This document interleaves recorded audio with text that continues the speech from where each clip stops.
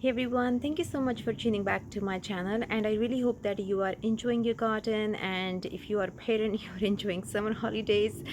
Today's video is going to be, imagine that you want a garden where there is all temporary planting, either because you don't have a space or because you are not sure about the permanent structure of a plant and you just want to have a good start on it.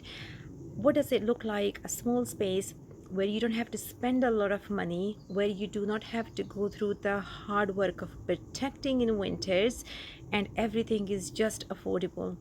And here I have a border here which is made with pretty much really all the cheap plants which are so much low on budget, and they require zero protection where I live, and they come back every year without any hard work, and they don't have much uh, and they don't have much requirement in terms of rooting space, so that means it's good for pots as well.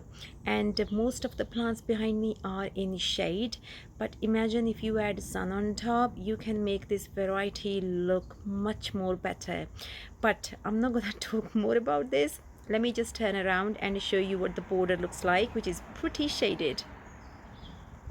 So this is my border, which I absolutely love, and if I'm being super honest with you, I have paid zero effort to, I wouldn't say zero, maybe 10% effort to this area, only in terms of watering, feeding, and maybe I have planted three new plants in this area. Everything else has been as it is for many years. I'm just going to show you how it looked in the spring, which I have got the video from a few years back, and how it looks today.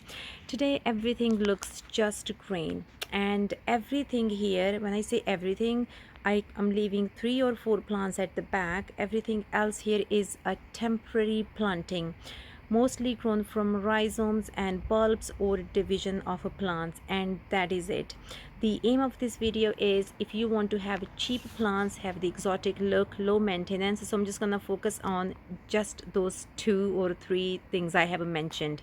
So the very first one I have, this gives it such a exotic look. I mean, look at those flowers, they just look amazing. This one is always sold as a house plant, and it was off season.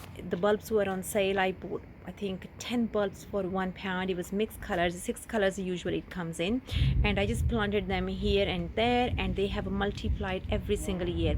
These are house plants. People usually throw them out once they have bloomed, but I bought bulbs. I just put them straight into my raised bed here, and they have just given me only pleasure to my eyes, and I don't have to spend any money filling this border up, especially when I have no head space on what I want to do here. I always like to change things around, but anyway, sticking to the point. So this one, super easy, super cheap, and in winter, in terms of giving you an idea how much winter we are talking, so I have experienced -7 degrees Celsius for a prolonged period of time, and no protection. They have survived and they have come back up every single year. And I have also planted here lilies because I absolutely love lilies here. These ones have bloomed and died back, that's why you don't see the color, and it's kind of tilted because it's coming for sunlight. In terms of location, as I mentioned earlier, this is really shaded location, so there is not much hope for flowers.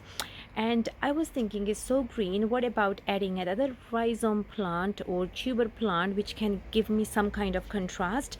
I didn't want to spend any money, so I just did the division of canna and I planted it here. It's giving me absolutely beautiful flower, and it just works really well against the green background. I have got 2 permanent plants here for many years. One's a Fatsia. I bought it for £5. You cannot go wrong with this plant. It has a zero maintenance. It looks after itself. You don't have to worry about any disease, and it gives you really exotic look. And of course, if I have a Buddha, I need to have a Acer next to it. And you can tell from the state that I have not really used or cleaned anything in this area, so that's my effort for this year. So anyway, Acer is, of course, is not from rhizomes or tubers. I bought it as a plant, and it's been here for many years. The other highlight I have here, which is again really affordable, low maintenance, no winter protection, is Colocasia esculenta. This one has been here for many years. Because it's in shade, it's throwing up really big leaves. Again, this one is actually really invasive type. You can see how much it's just putting up these offshoots, and which are, if it was in the ground, it would be really invasive for me. So I'm so glad it's not in the ground. And just to add a bit more color, I have put something in here from a seed, which is Ricinus right there. Because it's so shaded, it doesn't get any sun, that's not doing great. And because I haven't put much effort in, I'm not simply bothered. I'm okay with that. And the other one I have from Rhizome is this canna here. I planted it here last year. The reason it hasn't done great because it's so shaded and everything else took over. It's kind of dumbed down in a in a sense. And so all in all, I have got one variety canna, second variety colocasia, third lily, four. I have literally got 4 different type of plants which are from either rhizomes or tubers. If this was a sunny location, you could add dahlias. Dahlias are super fast to grow. Let me just show you how my dahlias are doing.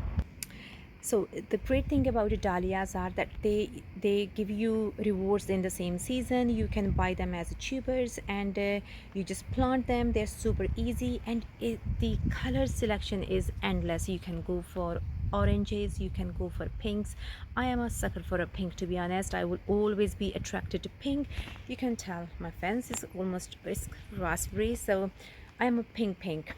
Now if you want something really tall, but you don't want to go through the headache of having overwintered, I mean, this looks stunning, but you don't want to go for this, or you don't have a giant space for this, you can go for Canna musifolia. Again, this is from Rhizomes. You can use it as a temporary planting, move things around. It just works really well. This one has seen -7 degrees without protection and has come back up again. Again, cannas are really for the sun, but some cannas can take a bit more shade, and the ones I think have taken the best shade is Cleopatra. So this one is in a really shady location, but look at the leaves. Because anything in the shade gets much bigger leaves, and of course Cleopatra gives you amazing flowers. And the other one I have in really deep shade is Black Magic. That's Colocasia. And I have got alocasia here as well. It's absolutely giant, so the possibilities are endless. Again, the coolest thing about these plants are they're not expensive. Again, this one requires winter protection, just to clarify here. So this one cannot take frost, so I need to protect this one.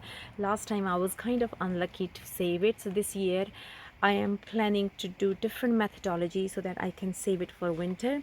So these ones are just to fill the space, and these are just from cuttings. You can always use them if you have it house plant, and you can just throw the cutting in here and voila, it comes up. So what I'm trying to say is that it's easy. It doesn't have to be hard, and especially if you are so new to gardening, you can, and let's say you love palms, you can put one palm, or bamboos need huge space. Let's say we stick with the palm, you can put it at the back in a huge pot, or you have a border, you can put it at the back, but you can still fill up your space with exotic looking plants which don't have to break the bank. You don't have to overwinter, no extra care, and they will just do their job. So it's kind of, it can be easy, it can be really hard depending on what you're trying to achieve.